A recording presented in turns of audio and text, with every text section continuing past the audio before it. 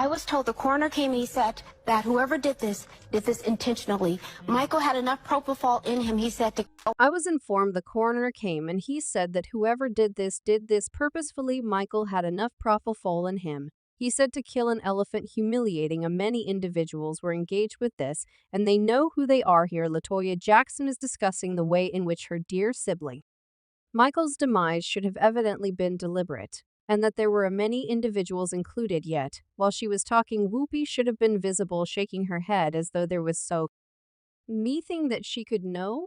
One individual. I couldn't imagine anything better than to have a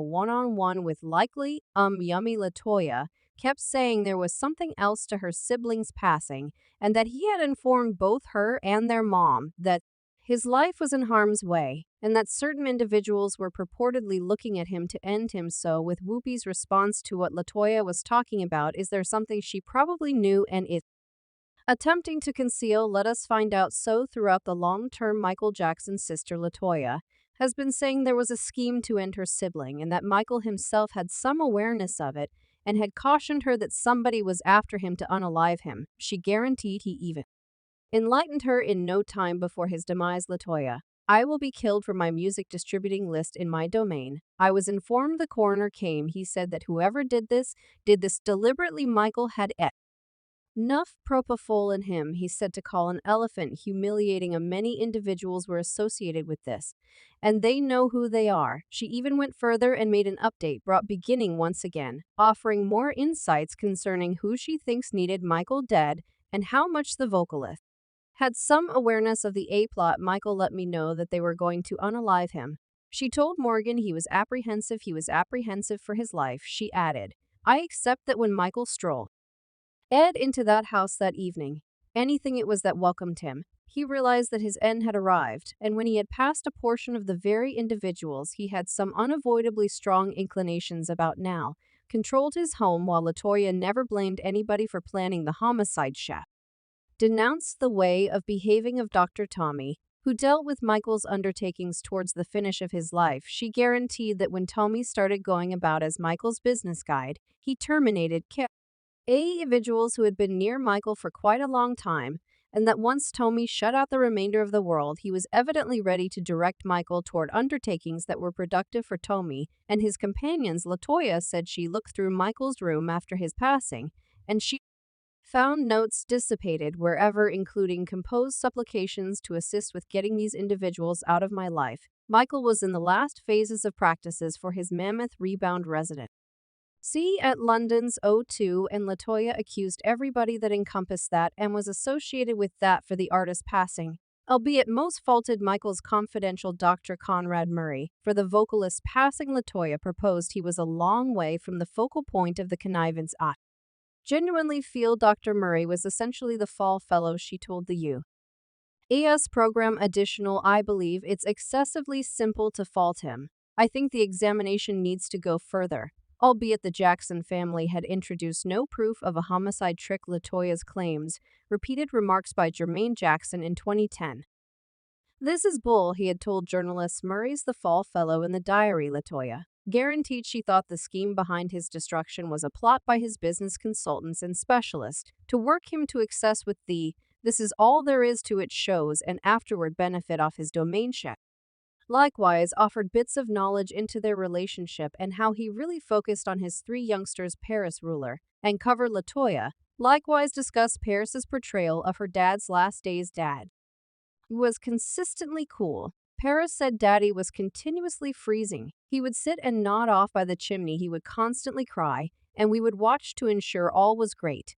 And he wanted a specialist, and afterward, they switched off the lights. We were uninformed, and they sliced the telephones off. Per Latoya, her sibling was severe on his nurturing, asserting that he was severe about what his children were presented to, permitting them to take in just instructive programming. She guaranteed, he added.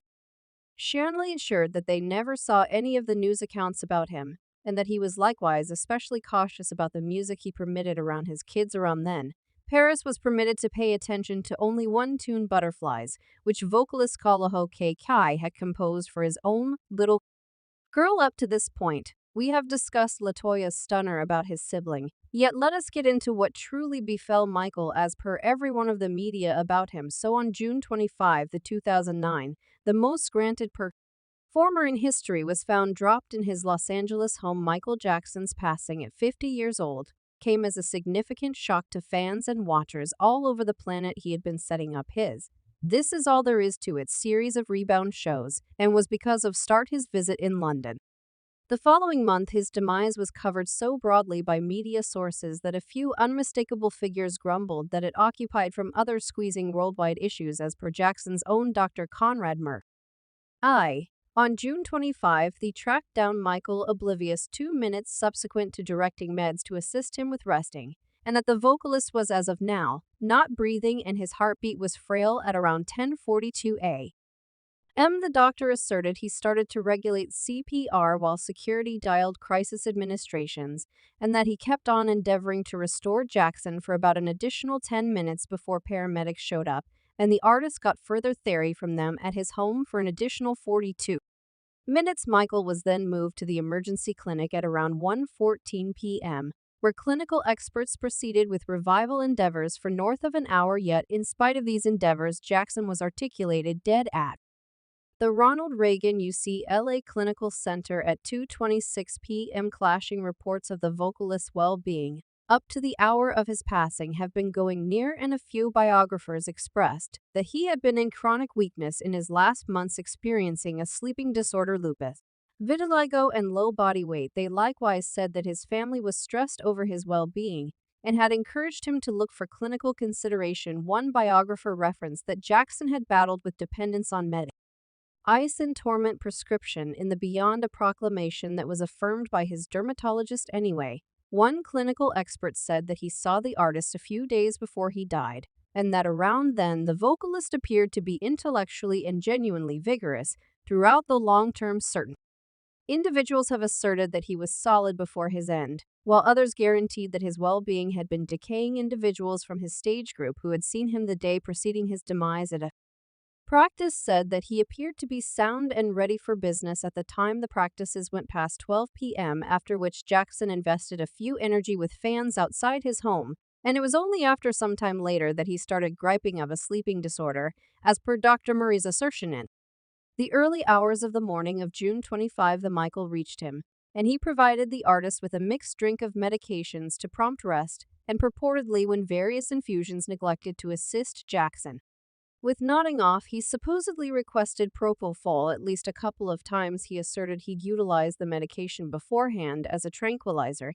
yet by 10:40 a.m. Michael had still not nodded off, so Dr. Murray controlled propofol, weakened with lidocaine. Jackson's examination later uncovered various warnings to specialists. It became evident that he had gotten enemy of nervousness benzodiazepines, including midazolam, lorazepam, and propofol. This mix alongside dosages of diazepam and Ativan, and ended up being deadly, and Dr. Murray had given the artist a few medication infusions to assist him with staying asleep for the entire evening. Other than the post-mortem showed that Jackson was given a physician's approval. His heart was solid, with his main difficult condition being an unessential ongoing lung irritation. He was at a solid weight. His lungs were sound and his conduits were obvious from plaque, with the exception of a slight gathering in one leg because of the dissections, report the Los Angeles Province Branch of Clinical Inspector Coroner decided on August 28 that Jackson's demise was a murder. He had been killed by consolidated drug inebriation, most fundamentally propofol and lorazepam, midazolam, ephedrine, and lidocaine additionally contributed. The total toxicology report was anyway kept hidden. Dr. Murray went to preliminary on September 27, 2011, and he was viewed as at fault for compulsory homicide a simple 24 days after the fact. His condemning was set 5 days after his conviction, and he was kept in guardianship without bail. Supposedly, there were a few variables important to the jury. In conveying their decision, Dr. Murray had recently affirmed that he had done mouth-to-mouth on Jackson in the wake of finding him anyway. Other clinical experts raised doubt about